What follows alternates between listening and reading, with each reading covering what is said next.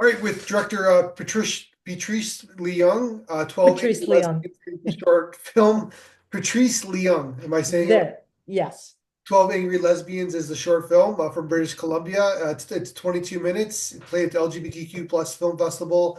It's black and white, and it's a kind of a play on 12 Angry Men. It's the lesbian 12 Angry Men. Am I allowed to say Yeah. that? Yeah. It's a riff on 12 Angry Men, the 1957 Hollywood version. Yes. Yeah, well, great. It's a great film. It's a great play too, right? So Yeah, it is. it's a play that they still do today, and they'll probably do forever. So Yeah, indeed, indeed. yeah. So I like there's so much going on in this film, but then it's very like I don't call it simple in its concept because there's so many layers of like thematics happening, but it's really just about these lesbian or these softball team gets together and then stuff happens, I guess, right? Yeah, it's basically about how diverse diversity is, and Okay. that we're not a and that diversity is not a monolith. And that we can't be colored with one swath for every ism that we are, whether it's uh whether we're Asian or lesbian or from Trinidad, or Yeah. we have diversity which makes us disagree at some points with each other, even though we are termed under the group heading of lesbian. Of course. And there's many different types like relationships within relationships within relationships happening too, right? That's correct. And relationships between each other sometimes. I didn't put so Are you in the film? I am not in the film. Okay. I am represented in the film, but I Yeah, am not in the film. gotcha. So tell me about the process. You wrote the script, you directed it. There's really no, I'm trying to find like more information about your film, but you kept it pretty, your film freeway, your page is pretty minimum and even like online. So I'm very curious about like your experience, like the concept of the film. Like first of all, what's your experience directing films before this one? Well, to begin with, I'm a semi-Luddite, so I don't have Instagram and all the stuff that all the Yeah, kids have these days to promote their films.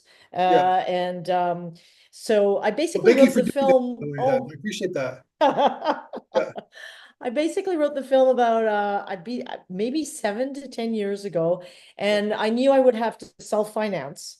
So I was looking for something I could shoot in one location.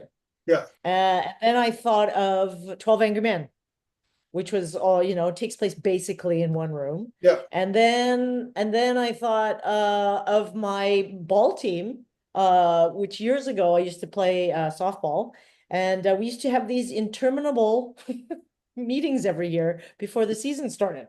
And it would almost be like we weren't forced to be there to decide whether somebody was guilty or not, but we were kind of voluntarily put ourselves through that whole process of being trapped in a room and having to discuss things in sort of a ethical and it's sort of an ethical and way, and use Robert's Rules of Order. So nobody was allowed to attack anybody. It was a time when I feel that we need in this day and age, when people disagree with one another, A where you hundred actually percent. have to Yeah. where you have to sit and listen to one another and hear each other's points of view.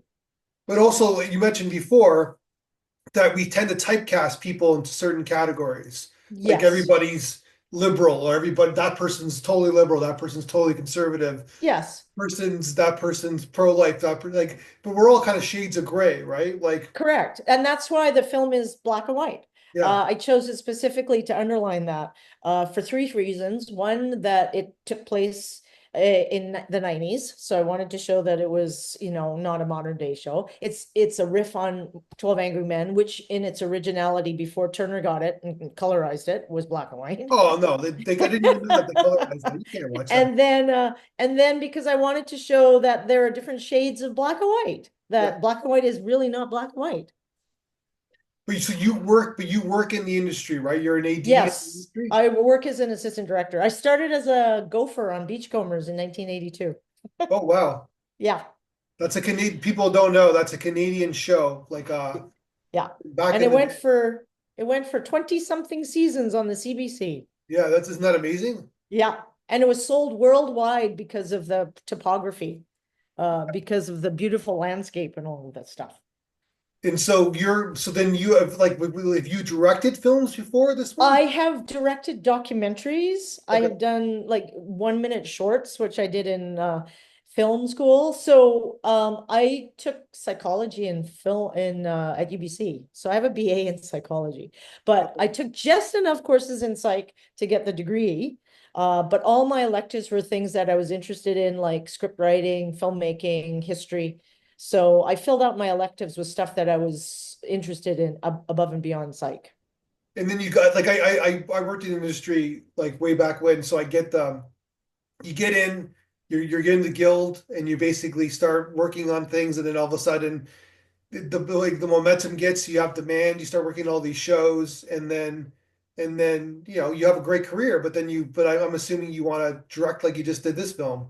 That's correct. When you go into film school, they tell you about all the major departments. So Yeah, there's the director, and they'll teach you how to be editor and sound and editing, but they don't tell you about all the other jobs that exist in film production that you could possibly do. yeah, So it was actually some alumni from the UBC Film School who came to the film program, and they were the production manager and the producer at that time of Beachcombers. And I was lucky enough to interview, and I got the job. And so I learned all about all the other departments. And in fact, as the gopher, I did craft service. I did Teamster work. I had to get a class 4 license to go pick up the cast and take them out. I learned to drive a boat so that I could pick the cast up and pick the lady up who made lunch and take them out to the barge when we were filming on the water. It yeah, was a great, great learning experience. yeah. That's like it's a production assistant, right? That's what they. Yeah, it's a productions assistant, but it was in the CBC, so it wasn't unionized. Oh, So gotcha.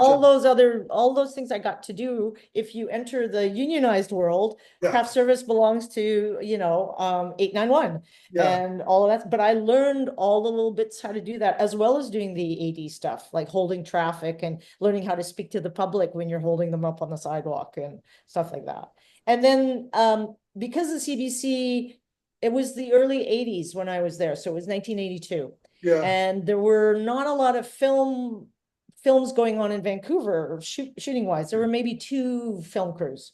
So when I got out of Beachcombers at the end of the summer and I went knocking on doors, nobody was hiring. Yeah. So I decided, I had made friends with the second camera assistant on Beachcombers, so she gave me all the short ends for the 16 millimeter. Beachcombers was shot on 16 mil. And Yeah. so I made a short film on running the Vancouver Marathon. You ran So I it? did, yeah, I ran it, and then I had cameras set up, like 4 different camera crews moving around, and I focused on women who were in my running group. And so I made a short documentary called Paces years ago. That was my first thing that I made and got distributed. Wow, okay. And then you started working. And then I lucked out in 1984. So it actually took me a year and a half to get into the Hollywood Yeah, North aspect of it. And I worked they needed a bunch of PAs in the alley behind Woodward's, which is on Hastings in Chinatown, because they were shooting the plates for Never Ending Story. So they okay. were shooting the dragon's point of view, which was the crane moving down. And so there's all these sweatshops that the entrances were there. So they needed PAs to make sure the little Asian ladies didn't get schmucked when Yeah, the crane came down. I get it. Yeah. So they hired a whole bunch of us. And then through that, the production coordinator on that put me forward when a film called it was sorry, I'm having a menopause moment. It was a Tom Selleck's feature film. And he Three shot Men it and a up here. Baby? No, it was the sci-fi one written by Michael Crichton. Okay. And the first AD was American, and he wanted to have open interviews. He didn't go within the closed shop of the Gotcha. crews that already worked. He opened up the interviews and I managed to interview with him and I was lucky enough to get the job. And then after that, it's word of mouth and one crew recommends you to another crew Yeah. and So it you works. go. Yeah. And then you move, and then I moved up from third to second to first And then you're so AD. your first AD, so and you're like in demand, ones would assume. Let me ask you, do you like we're gonna get to your film in a second, but this is Yeah, interesting for me, I guess. for sure. It's Runaway, right? You worked on. Runaway, that's it. Yeah. Yeah, sorry. No problem. That's my job.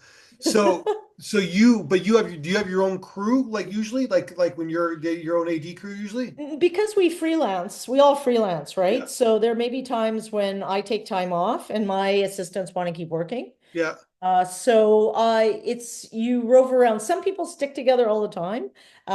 In my early years, I would go from show to show to show. Yeah. So it was, and even then, as one of the hirees, as one of not being the first AD, when I was a third and a second, I always wanted to work with different people. I didn't like to stick with one group of ADs because I wanted to learn from everybody. Okay. So I used to move around as a third and a second. So I Yeah. learned to work with different firsts. So you're like your credits are like on IMDb are like over 100 and you like it's like Yeah. from Doctor Who to the Ernest movies to like Yeah. that's what happens, right? You're all over Yeah. the place, right? Yeah. I've been really fortunate with the diversity I've been Yeah. able to do.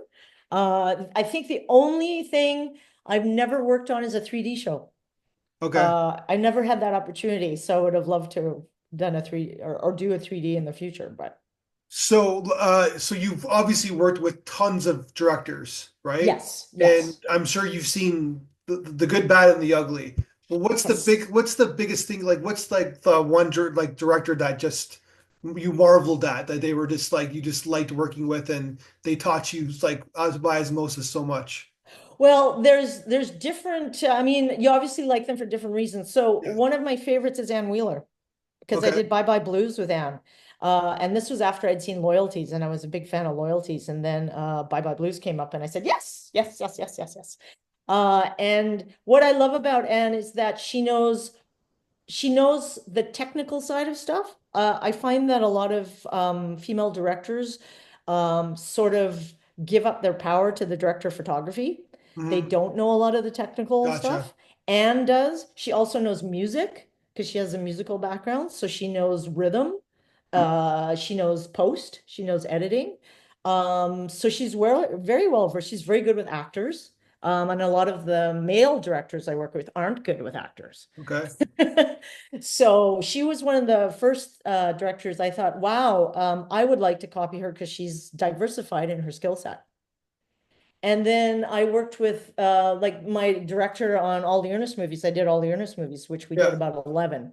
And we did we did them in the southern states. We did 3 up here. We did 3 in Africa.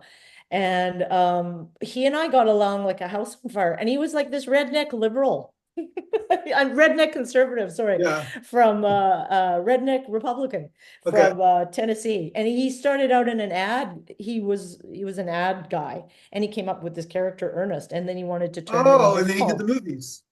And so he worked with a producer that I worked with. Yeah. She did a show up here with Katharine Hepburn that I worked on. And Yeah. so when they were looking for a first AD for the first Ernest movie, she asked me to go down to Nashville and do it. And when I got to know him, he was just lovely. And we just got along like a house on fire. So that's the other thing is this synergy that you have with certain Yeah. personalities and he was very funny and he reminded me of the last director I worked with, who's Todd Holland. He did some Malcolm in the Middles and stuff Yeah. like that, and we did Monster High together. We did 2 Monster High together. And what I love about Todd is that he does his homework. So he's very organized. He doesn't leave it up to other people. He's very proactive about what he wants, about having departmental meetings and letting them know what he wants. And we go out. My favorite thing to do with any director I work with is to go out and prep with them and the DP and sort of block shots. Yeah. So that's how I learned how to block a shot depending on the theme of the scene and Yeah. set shots up that way. So I learned a lot being an AD in directing my Oh, own yeah. stuff. Yeah. In like last question, obviously, like it has, like, because I'm sure when you started as an AD, you're a woman. I've been on many sets. It's a boys' club where you must have run in some conflicts because you're like anybody who doesn't know, the first AD runs the set, right? Yes. Yeah. And you're really in charge of the set. Yeah. Yeah. And did you run into a lot of problems in the boys? Oh, I ran into a few problems because this was when I became our first AD, it was 1986. Okay, So I was only 25. that's I impressive, by was the way. I was a woman of Congratulations. color and a lesbian.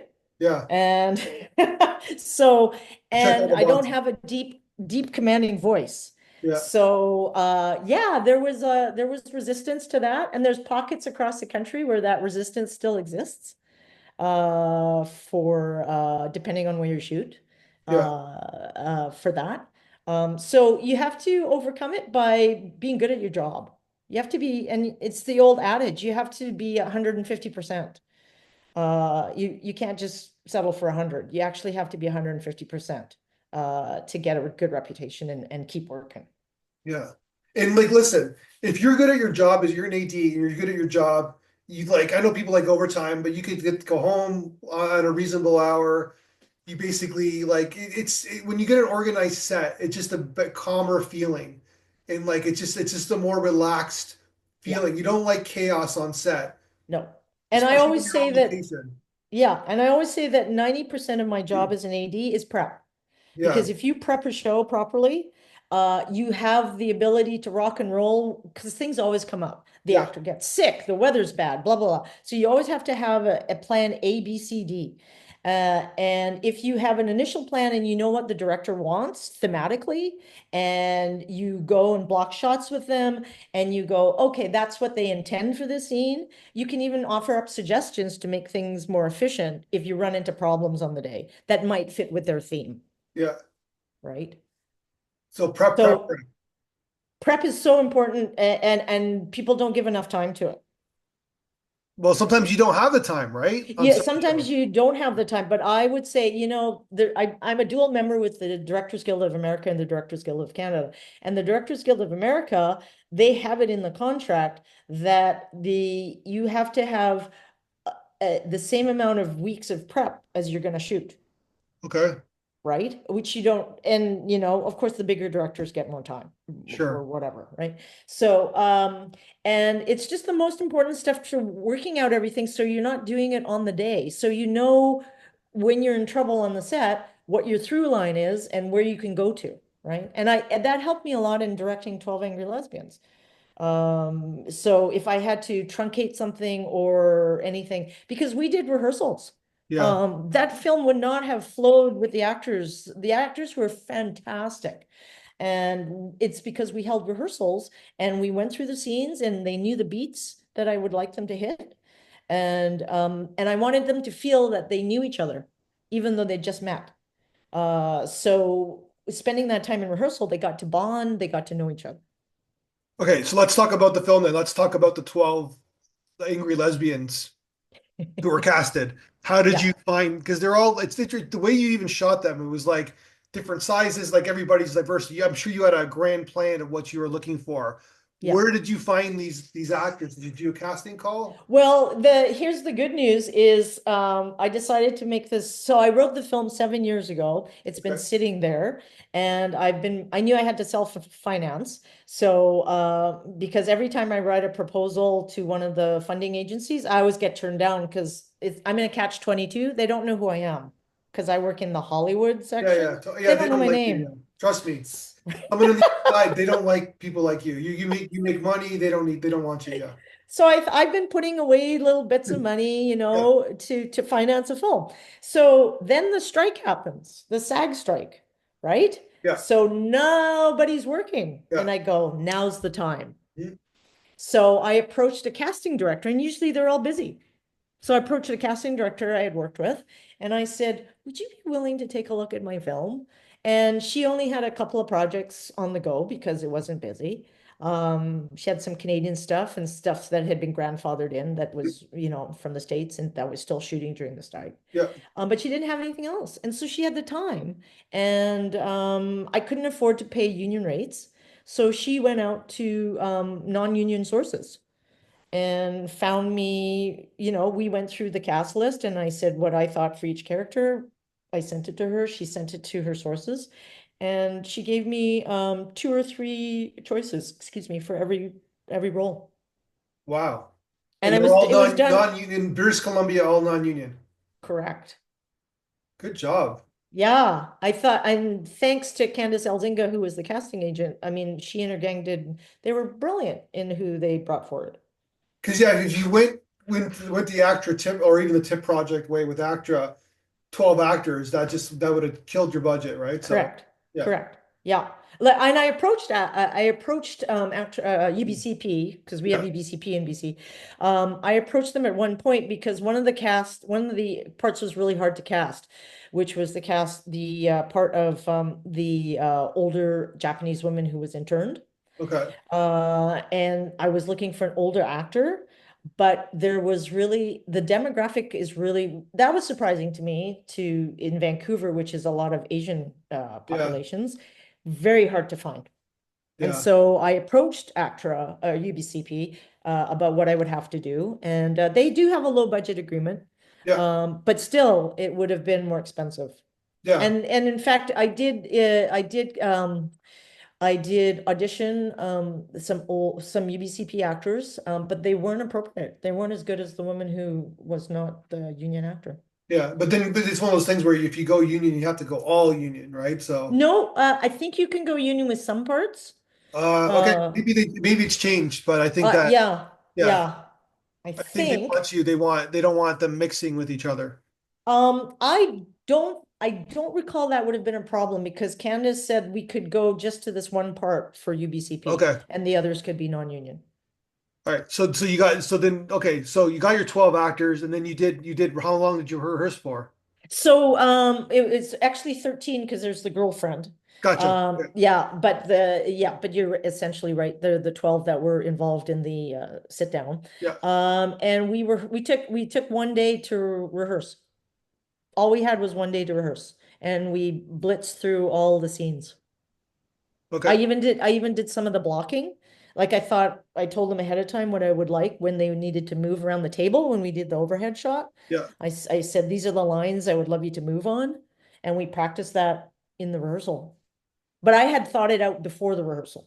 So then yeah, that's my next question because you were talking about prep. So then what did you got the house. So then I'm assuming that that's like a character in itself, the house. So Yeah. where did you get the house? So even though I put aside money, I didn't have a lot of money. Yeah. So it's my house, my old house. Okay. I think well they have people do it all the time, right? So yeah. Okay, you can set dress whatever, Yes. don't have to worry about the time, right? So Yeah. it was my old house and shooting in black and white hit a lot of the curse of stuff that wasn't 90s Yeah. necessarily.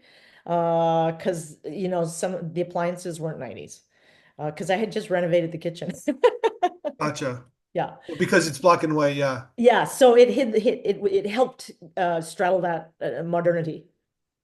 Okay, and then so then you like I'm assuming did you storyboard anything? Did you shot like how did you I work with didn't these? storyboard it, and I'm there's some directors who can go through a script and then imagine the Yeah, shots, and I'm one of those people.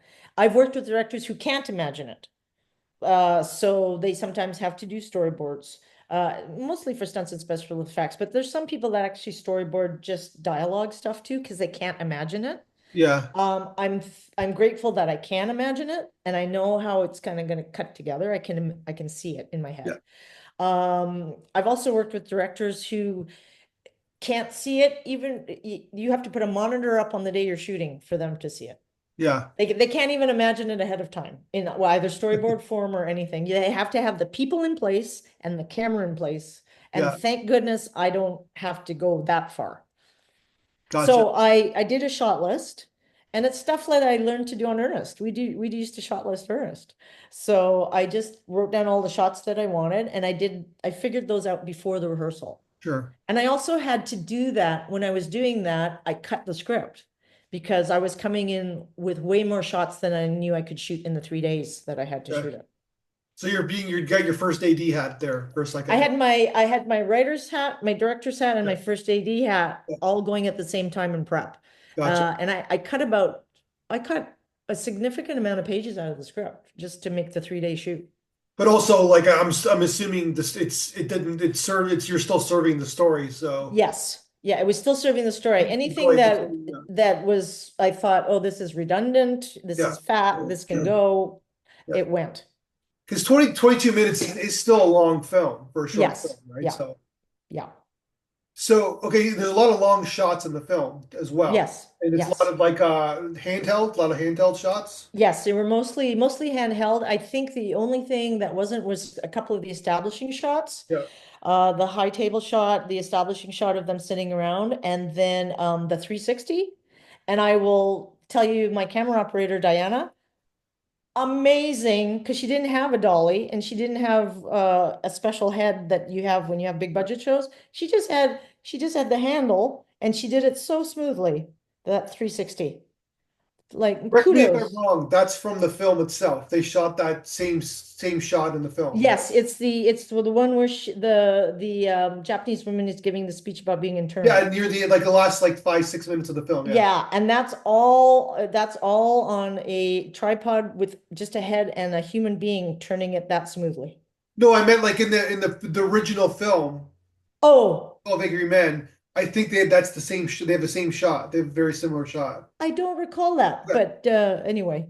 Yeah, when they're all like tense and it's like the same sort of like arc Yeah, that's happening right in the film. yeah, Like, yeah, and then you kind of give them their moments. Like you got to like you kind yes, of establish them quickly. The all the actors and all the role the cast. So right. and you did it in Yes. 22 minutes.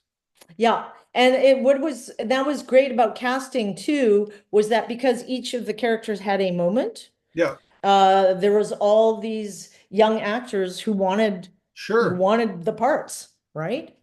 No, And it it's a brought, great part. Like they're great yeah, parts, right? Like yeah, yeah, for anybody, right? So yeah, yeah, yeah. And they brought such energy to the project. I was so grateful for all 13 of them because they brought this freshness and this energy because these are people that are starting out, right? And they're so eager yeah. to do it. And one of my directions when we had rehearsals was I want the pacing of His Girl Friday, Okay, of right? And I want you to be on book when we do this because I don't want to have to cut. course, yeah, yeah. I want the long shots. I want to play the scenes long and then I will cut into them when we can. And they all did it. It was fantastic. Yeah, there's some, and so just to go back, I your softball team was everybody a lesbian on your softball team? I think there were a couple of straight people. And again, it's because it's true in the film because I based it on our team. We couldn't get all lesbians of color for the Okay, lesbian of color, mostly lesbian of color team, because there are a lot of lesbians of color who didn't want to be out at the time, because this sure, was in the 80s, and they yeah, didn't want to be public because of their families. They didn't want to be in a public situation, or there's very few who played ball. yeah, They weren't into sports. So the person who started the team, Maggie at the time, she recruited as many lesbians of colors as she could. There was a group called Asian Lesbians of Vancouver. So she kind of went into that group and invited okay. those of us who had joined, who were athletic to join. And then we had to augment with Caucasian women and some straight women. Gotcha. Yeah, I was just curious about that. And Yeah. yeah, I'm assuming your origin story is a whole story in itself, right? Like, because basically, like certain cultures, certain religions, certain backgrounds Yeah. coming out is a different story for everybody, right? So, Yeah, definitely. I was born in Trinidad, in Port of Spain, yeah, Trinidad. yeah, And I'm third generation on my dad's side, but both parents are of Chinese descent, so I'm Chinese. A yeah. little bit of Spanish. There's a Spanish general in there Okay. in one of my grandparents. And then There's a story there too, right? yeah, I wish I knew more, Yeah, but I don't know anything about him. I wish I did. yeah. And everybody who knows anything has kind of passed. But we moved to Vancouver in 1967. So I grew up in Vancouver. Wow. I was 6 when we moved. Okay, so let's talk about you brought an editor on, and let's talk about Yeah. I'm assuming because you do have a lot of long shots, but I'm your AD, so I'm sure I'm assuming you got enough coverage.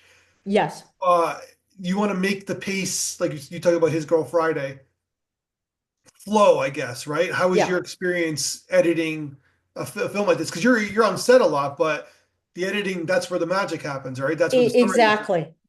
So one of the things, the two things that I wanted to explore as directing my own film was casting, because Yeah, I don't get involved in that process as an AD, yeah, and then also post-production. mhm. So I had done some post in my documentaries, but not to the extent that you're doing with a narrative. Sure, of course, yeah. So and also the music. And the sound So design, yeah, right. yeah, So the music, when firstly, I'll deal with the music, was a friend of mine that I play floor hockey with. She plays percussion for the VSO. And she does outside stuff, creative stuff with her male business partner, creative partner. And they did a performance, a percussive performance at a beer place. And they paired up specific songs with specific beers. And I went to that and I said, oh my God. So I went to Julia and I said, I'm doing this film and I would love you to, would you do the music for it? And she was totally in, she and her partner were totally into it. So I gave them the script and I said, I want it to be different drums from different ethnicities yeah. sort of represented and put in there. And so they came up with that. Erin is her business partner.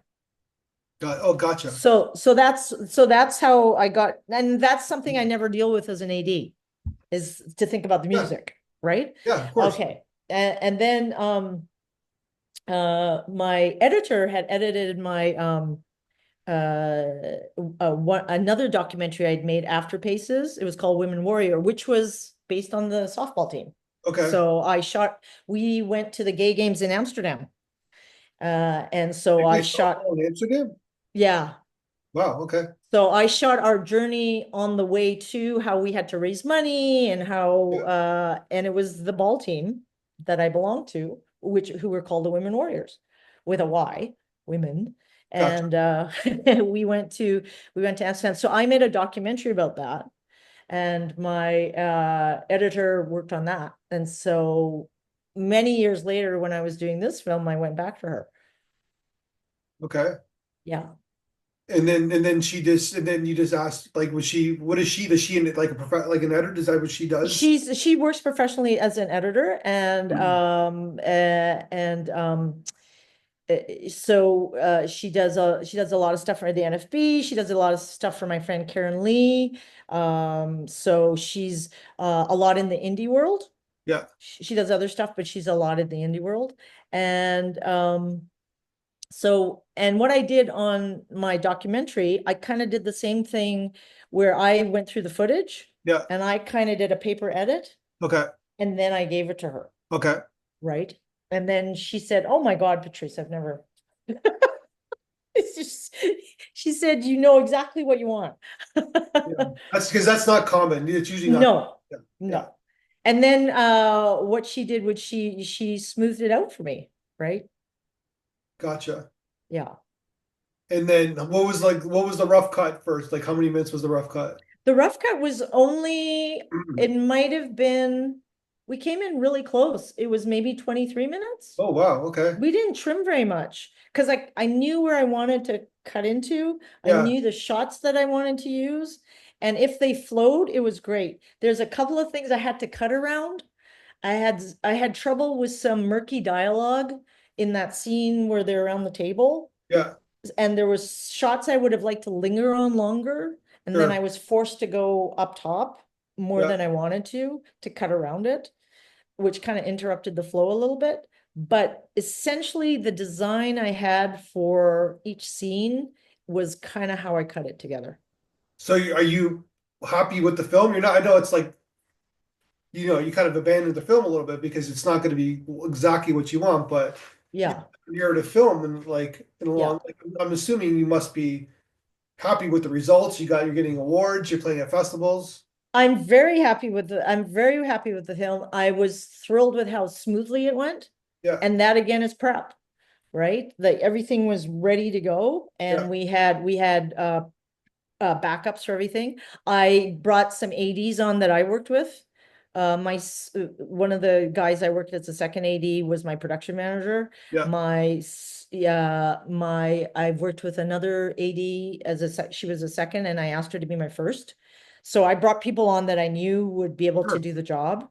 And then Karen Lee, who's a good friend of mine who does a lot of independent films, she turned me on to Peter, who my DP, Yeah. and he has his great independent crew.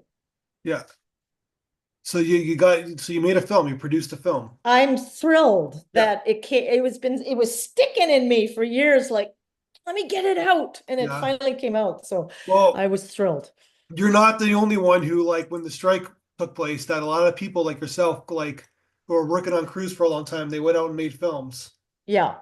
because there's finally time, right? Yeah. So, Yeah, exactly. And people were willing to help you out because they were all bored, exactly. right? And Yeah. they wanted, and some of them also want whatever little money I was paying, they were happy for it. A lot of scripts were written during that time as I'm well. sure. Yeah. I'm sure.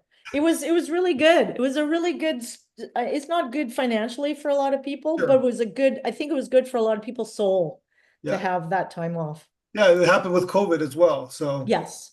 Yeah. what's the next step? Are you gonna, The next step is to find, I've sent it out to a couple places to see if they can distribute it for okay. me. I sort of on the downside of ADing my sunset years in ADing, but I still AD. I'm going to do a musical starting January 6th. Actually, I've done a soft start. I just went on a location survey the other day. My next short film is I want to do a 10-minute musical. Okay. So Uh, you're AD musical, Hollywood musical, and then you're gonna it won't be a Hollywood musical, but it will be a musical. gotcha. But And you're gonna have it will context, have right? context. It will have Yeah. context. And it's something that I'm writing. And I've already approached Julia, who did the music for 12 Angry Lesbians to help me with the music on that. That's amazing. Well, Yeah. yeah, so keep like 40-year career. That's so impressive. That's amazing. Yeah. And I just really want to keep doing more of my own, like my creative Yeah, stuff. you It's deserve time it. to do my creative Yeah. life now, right? So Yeah, and well, like it's like I always this is a common theme with the podcast, but I know you've done other films, but for narrative, the second film is always the toughest film, right? yeah, yeah. Because And that's why I'm going to do a musical, because I want it to be totally different. but I wanted that's gutsy, right? Because it's like I'm assuming musical is the hardest thing to do, right? So You like know, musicals, as an assistant director, I've done about 6 different musicals, and they're my favorite genre, mostly because as the AD who has to organize it, the directors have to be prepared. yeah, Because when they lay down the tracks in prep, they yeah, have to know the intent of the cast, they have 100%. to know the intent of the scene, and so they actually have to be prepared. And so it makes my job easier. And also on the day, it's joyful because you hear the music being played back all day long. And you see the dancers bring such energy to the set. So it's really, yeah, it's my favorite genre Yeah, when as it an works, AD. it works. When it works, it Yeah, works, right? yeah, So yeah. and And you know, there's people I've met on that I would like to help uh ask them to help me to do mine, like choreographers and stuff that are sure, fantastic. yeah. So, That's amazing. Well, congratulations on this film. Congratulations for doing it. It's a really gutsy film, like in oh, so many ways, right? Such thank a you. huge cast, Yeah.